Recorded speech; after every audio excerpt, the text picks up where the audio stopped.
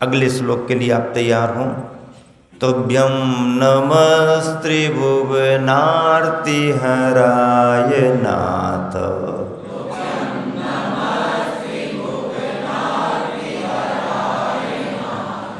तुभ्यं नमः क्षितितलामलभूषणाय।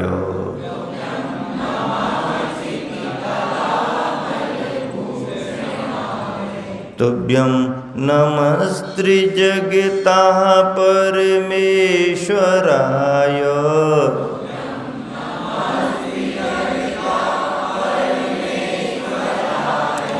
तुभ्यं नमस्त्रिजगतः परमेश्वराय।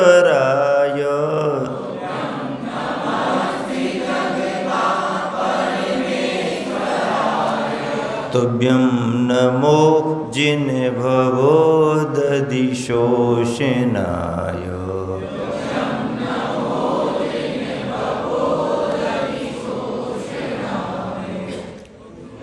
तुभ्यं नमस्त्रि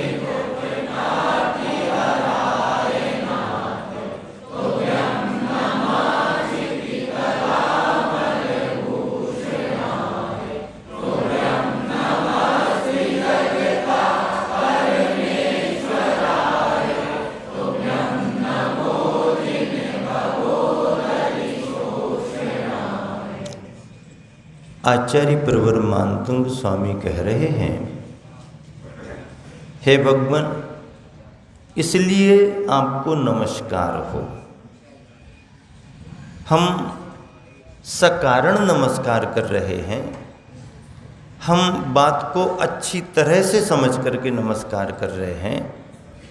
आप में ये विशेषताएं हैं, ये हमें ख्याल में आए, इसलिए हम आपको नमस्कार कर रहे हैं।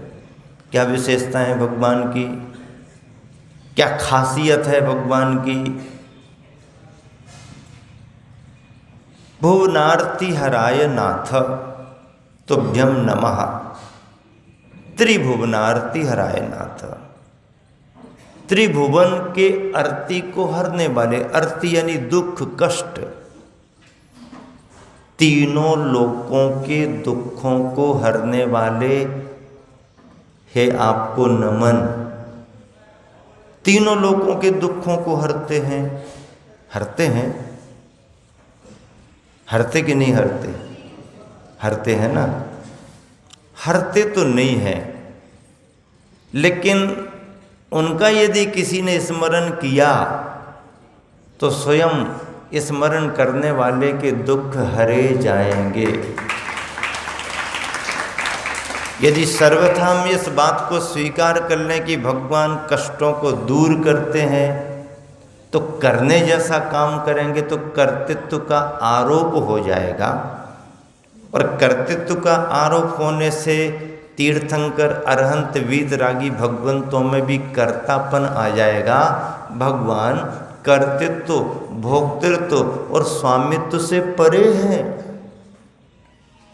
यहाँ सृष्टि को कोई बना रहा है, सृष्टि को कोई संभाल रहा है, और सृष्टि को कोई समाप्त कर रहा है। हमारे भगवान न सृष्टि को बनाते हैं, न संभालने जैसी उनको चिंता होती है, और न विनाश करने के उनके भाव होते हैं।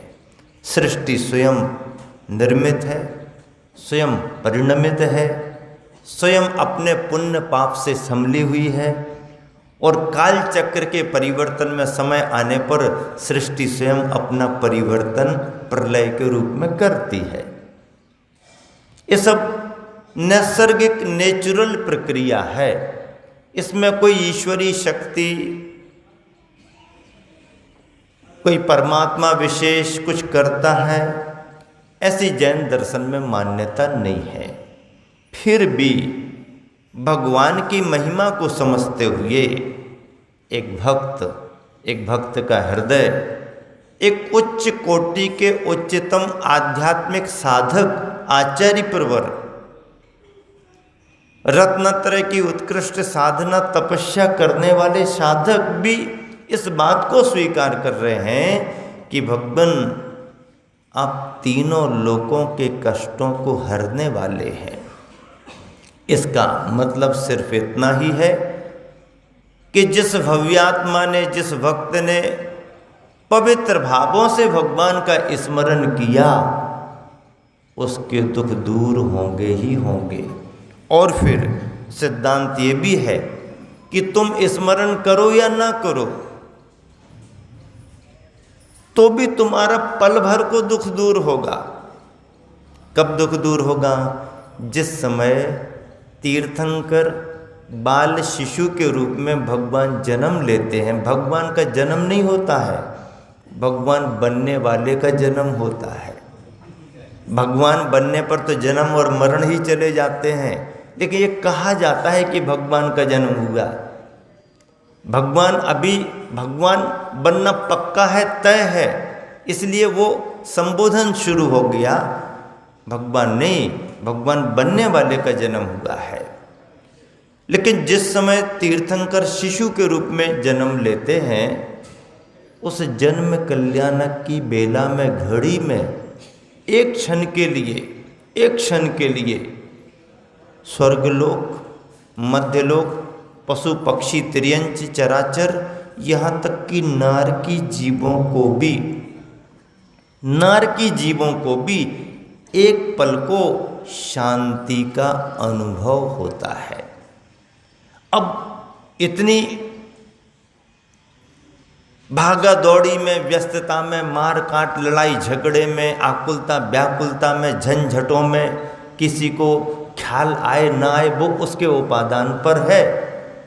लेकिन तीर्थंकर की पुण्य वर्गना तीनों लोकों में एक क्षण को शांति प्रदान उसी समय कर देती है। ये सिद्धांत है, इसको कोई बदल नहीं सकता। तुम्हें अनुभूति में आए ना आए, तुम्हारा ख्याल जाए या ना जाए, वो क्षण बहुत छोटा रहता है। एक क्षण को मध्यलोक और स्वर्गलोक तो छोड़ो, नरकों में भी शांति का अनुभव होता है। पर अशांति के उस वातावरण में किसे कितना किस रूप में हुआ, ये उसके उपादान पर है। इसीलिए जब पहले क्षण में ही ये हुआ तो तीर्थंकर का पुण्य योग तीनों लोकों के दुखों को दूर करने में कारण बनता है। तीनों लोकों के प्राणी उनकी वीतरागता पर, उनके अरहंत सर्वज्ञपने पर विश्वास करके शांति को प्राप्त कर सकते हैं। क्षिति तलामल भूषणाय, धरती तल के अमल आभूषण है, निर्मल आभूषण है, इसलिए भी नमन है। त्रिजगतः परमेश्वराय नमः, तीनों लोकों के परमेश्वर हो, नाथ हो, इसलिए तुभ्यम नमः। छत्र इसलिए चढ़ाते हैं, तीन लोक के स्वामी हैं, तीनों लोकों के लिए कल्याणकारी हैं। तुभ्यम नमः त्रिजगतः परमेश्वराय, और अंत में तुभ्यम नमः इसलिए नमस्कार क्यों, हे जिन भवो दधि शोषनाय, संसार के सागर को सुखाने वाले भी आप ही हो, इसलिए भी आपको नमन है। इन गुणों को पहचान करके, इतनी आध्यात्मिक विशेषताओं को समझ करके एक भक्त अपनी कल्याण की कामना से, परमार्थ को प्राप्त करने के उद्देश्य से ऐसे अरहंत वीतरागी सर्वज्ञ प्रभु को नमस्कार कर रहे हैं।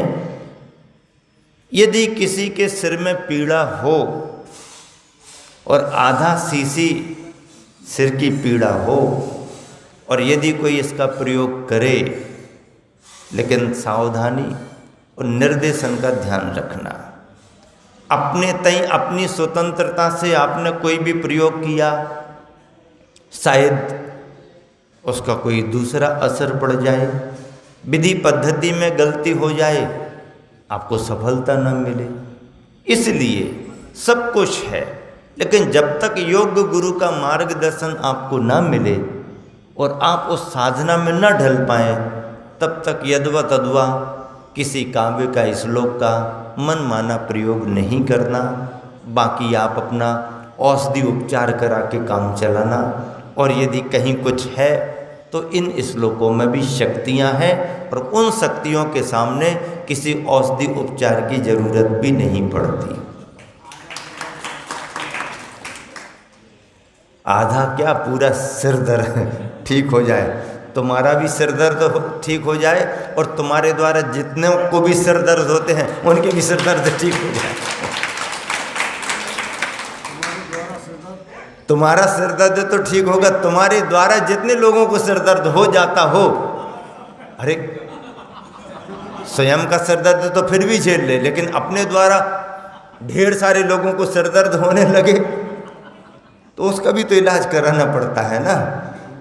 भक्तांबर में सारी सामर्थ्य, सारी शक्तियां हैं, इसलिए कोई भी समस्या हो आराम से शिविर में आकर के बैठ जाओ, सारी समस्याओं का समाधान सुबह ही सुबह, दिन भर के लिए शांति।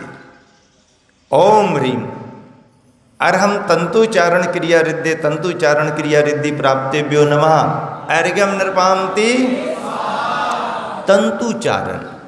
तंतु क्या कहलाता है? धागा, बारीक धागा तंतु, ताना वाना।